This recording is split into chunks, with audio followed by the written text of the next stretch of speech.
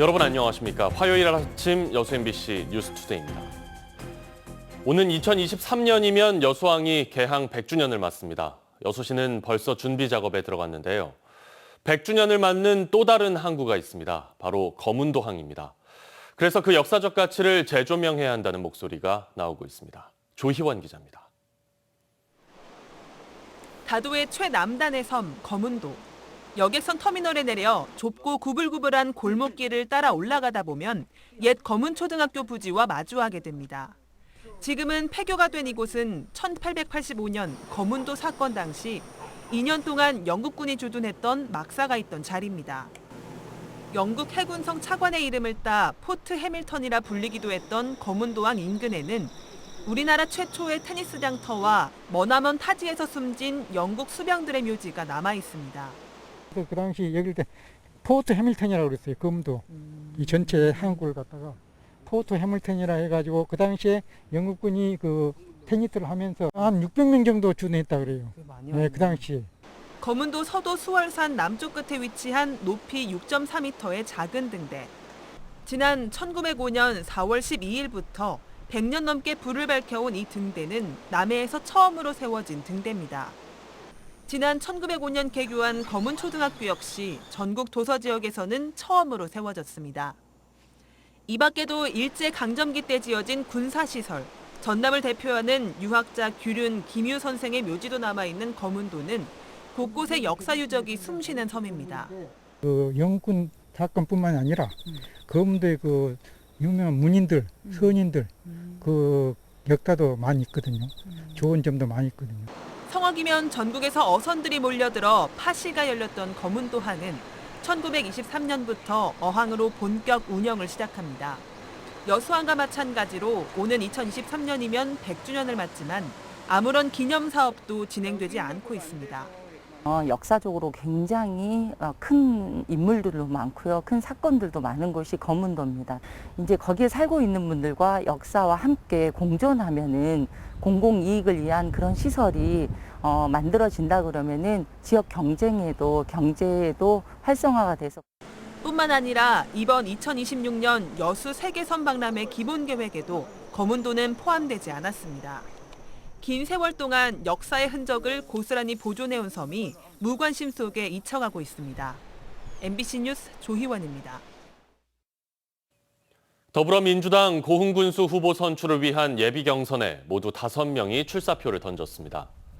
후보 출마자는 공영민 전 제주발전연구원장, 김하경 전 고흥경찰서장, 박진권 전남도 의원, 송영종 전 순천부시장, 장세선 전 고흥군 의원입니다. 예비 경선은 오는 20일부터 23일까지 4일 동안 진행되고 권리당원 50%와 안심번호 50% 여론조사를 합산해 최종 후보 2명을 선출합니다. 대형 화물 차량들이 주로 오가는 간선도로 곳곳에 움푹 패인 포트홀이 잇따라 생기고 있습니다. 사고 유발과 차량 손상 위험이 커 개선이 시급한데도 자치단체는 뚜렷한 대책 마련에 나서지 않고 있습니다. 강서영 기자의 보도입니다. 광양시 태인동의 한 도로를 지나가는 지게차가 요란한 소리를 내며 위태롭게 들썩입니다.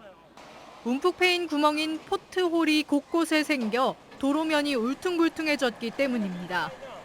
도로를 망치는 주범인 포트홀은 물기가 스며들어 균열이 생긴 아스팔트에 차량이 충격을 주면서 생겨납니다. 비가 많이 올수록 도로의 품질이 좋지 않을수록 무거운 차량이 많이 다닐수록 포트홀은 심해지는데 특히 대형 화물차가 많이 다니는 광양 태인동 일대에 포트홀 발생 비율이 높습니다. 이 같은 포트홀은 차량의 안전 운행을 방해해 사고 위험이 높을 뿐만 아니라 차량에 충격을 줘 고장을 일으키기 때문에 운전자들의 민원이 잇따르고 있습니다. 포트홀이 돼 있는지 안 돼 있는지 잘 모르는 상황에서 진짜 갑자기 툭 꺼지면 타이어가 찢어지잖아요. 그래가지고 사고 날 뻔했거든요. 갑자기 그 대형 차들이 멈칫하면서 뒤에 가면서 이렇게 받을 수도 있고 위험도 있고. 왔다 갔다 했을 때는 바퀴 쪽에 축들이 벌어지기 시작해요. 이제 계속적인 민원을 넣었음에도 불구하고 변화가 없는 거예요. 이거 다 이제 환산해서 지금 소송을 걸까 하고 좀 준비 중입니다. 이처럼 포트홀 보수를 요구하는 운전자들의 민원이 잇따르고 있는데도 해당 자치단체인 광양시는 포트홀을 메꾸는 임시 방편의 보수에 그치고 있습니다. 근본적인 문제 해결을 위해서는 도로를 전면적으로 다시 깔아야 하는데 관련 예산이 편성되고 있지 않기 때문입니다. 실제로 지난 3월 민원 때 관련 예산을 편성하겠다는 계획과는 달리 이번 추경 예산에는 예산이 반영되지 않은 것으로 드러났습니다. MBC 뉴스 강서영입니다. 빙판길 과속운전으로 17명의 사상자를 낸 버스기사에게 실형이 선고됐습니다.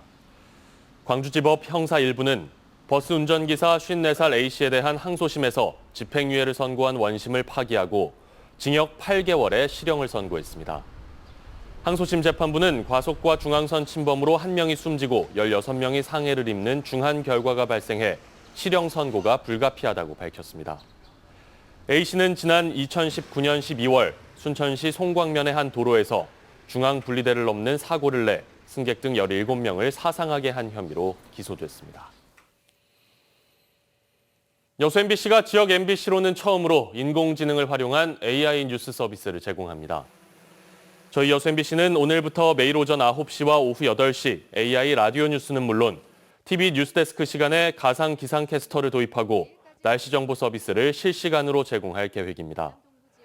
AI 라디오 뉴스와 기상 정보는 텍스트 형태로 입력된 원고를 AI 아나운서와 기상캐스터가 스스로 인지하고 뉴스 정보를 제공하는 방식입니다. 아파트 관리비가 과다 징수됐다며 검찰에 수사를 의뢰한 입주민들이 수사 결과에 반발하고 있습니다. 검찰은 법과 원칙에 따라 수사를 진행했다고 밝혔지만 입주민들은 검찰이 실체를 외면했다며 맞서고 있습니다. 김한수 기자의 보도입니다. 500세대 규모 아파트 관리를 맡은 지역업체의 지난 2018년 4대 보험료 내역입니다. 경비원과 청소원 등 직원 11명의 11개월분 보험료는 모두 2,480여만 원. 하지만 실제 관리업체가 납부할 보험료는 이보다 적은 1,800여만 원이었습니다. 정부의 영세 사업장 보험료 지원에 따라 580여만 원이 공제됐기 때문입니다.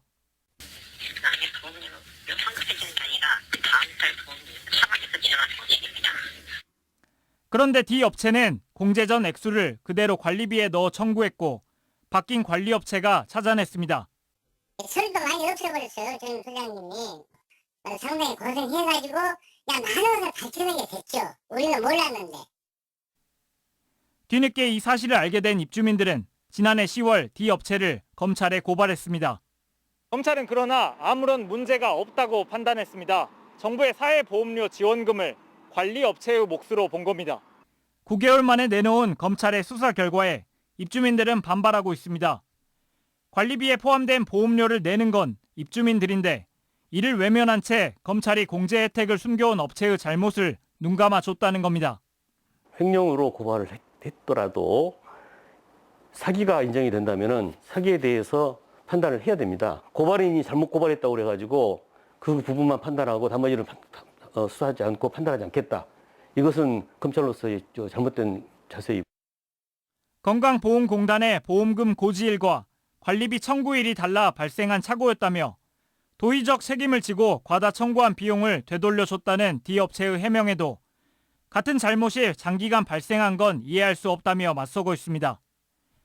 입주민들은 또 검찰 수사 자료상 4대 보험료 총액 역시 실제 부과된 액수와 차이를 보이는 등 허술하다며 항고장을 제출했습니다. MBC 뉴스 김한수입니다. 광주와 전남 지역 의료기관에서 지난 5년간 4억 6천여만 원의 진료비가 환불 조치된 것으로 나타났습니다. 더불어민주당 서영석 의원이 건강보험 심사평가원으로부터 제출받은 자료에 따르면 지난 2017년부터 5년 동안 광주와 전남에서는 6,100여 건의 진료비 청구 가운데 1,700여 건, 4억 6천여만 원이 부당 진료비로 환불 조치된 것으로 집계됐습니다. 일명 민식이법 시행 이후에 어린이 보호구역 안에 설치된 과속단속 카메라의 절반은 무용지물인 것으로 나타났습니다. 더불어민주당 이형석 의원의 국정감사 자료에 따르면 지난해 3월 민식이법 시행 이후 전국적으로 어린이 보호구역 내에 신규 설치된 과속단속 카메라는 4천여 대로 집계됐습니다. 하지만 상당수가 지자체에서 경찰로 이관되지 않아 실제 경찰이 운영하는 단속 카메라는 2,165대로 운영률은 54%에 불과한 것으로 나타났습니다.